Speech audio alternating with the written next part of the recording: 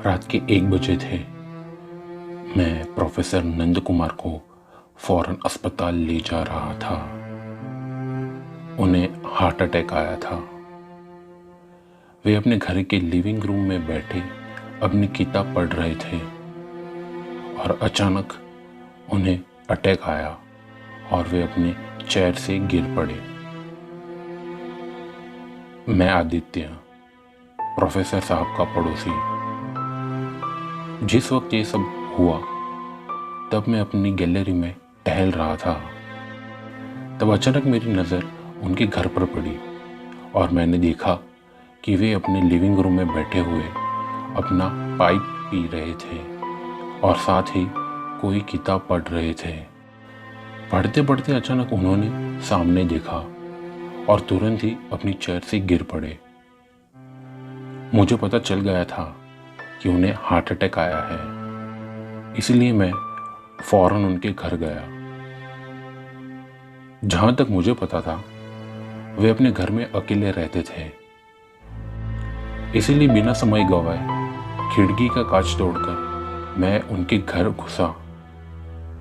वे जमीन पर पड़े थे और छटपटा रहे थे और उनकी नज़र सीढ़ियों पर थी जहां की लाइट ऑफ थी। मुझे अंधेरे के अलावा कुछ नहीं दिखा। मैं हड़बड़ी में था। मैंने फौरन उन्हें उठाया और दरवाज़ा खोलकर उनकी कार में उन्हें लेटा दिया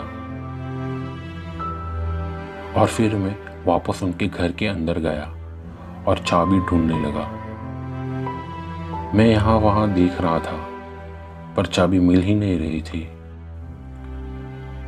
पता नहीं पर क्यों मुझे ऐसा लग रहा था जैसे उन सीढ़ियों पे कोई था जो अंधेरे में मुझे देख रहा था।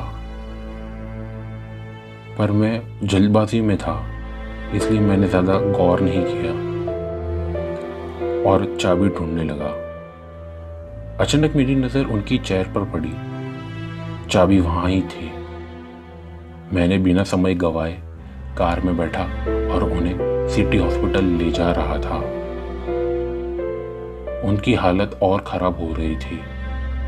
मैंने उन्हें आंखें खोलने को कहा ताकि बीच रास्ते कुछ अनहोनी न हो जाए। आखिरकार हम हॉस्पिटल पहुंच गए। वार्ड बॉय आए और स्ट्रेचर पे उन्हें इमरजेंसी वार्ड में ले जा रहे थे। कहीं ना कहीं मुझे राहत मिली कि हम समय पे हॉस्पिटल पहुंच गए। मैं बाहर बैठा था कि कुछ मिनटों में मुझे डॉक्टर ने अंदर बुलाया और कहा, क्या हुआ था? मैंने पूरी बात बताई कि किस तरह वे गिर गए किताब पढ़ते पढ़ते और मैं उन्हें कैसे लाया। कि तभी डॉक्टर बोले, जब आप ला रहे थे तभी बीच रास्ते ही उनकी मौत हो गई थी।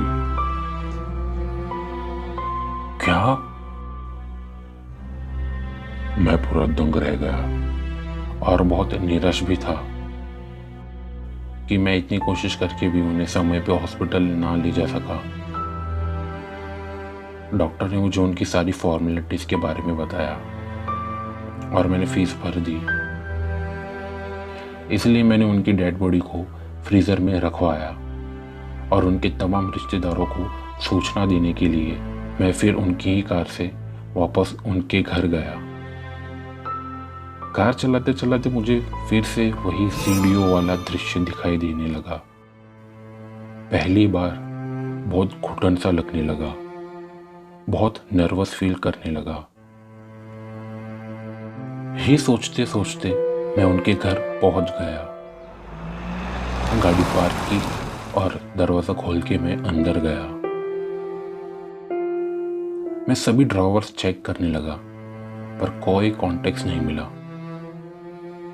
मैं पूरा थक चुका था और रात के 3 बजे थे।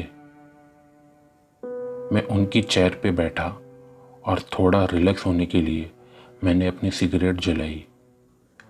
थोड़ा धुआं उड़ा के मुझे राहत मिली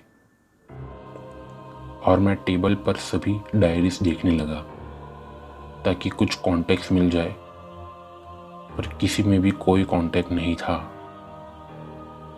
फिर मेरी नज़र उनकी किताब पर पड़ी जो ज़मीन पर पड़ी हुई थी। मैंने उसे उठाया। देखने में किताब बहुत पुरानी लग रही थी। उसके पन्ने बहुत मैले थे। मैंने किताब ली और चेयर पे बैठकर देखने लगा। उस किताब की कवर पे जो मैंने देखा, उसे देखकर मैं दंग रह गया, क्योंकि उस किताब पर प्रोफेसर साहब की ही तस्वीर थी, डेड बॉडी वाली, और उस पर लिखा था आखिरी रात।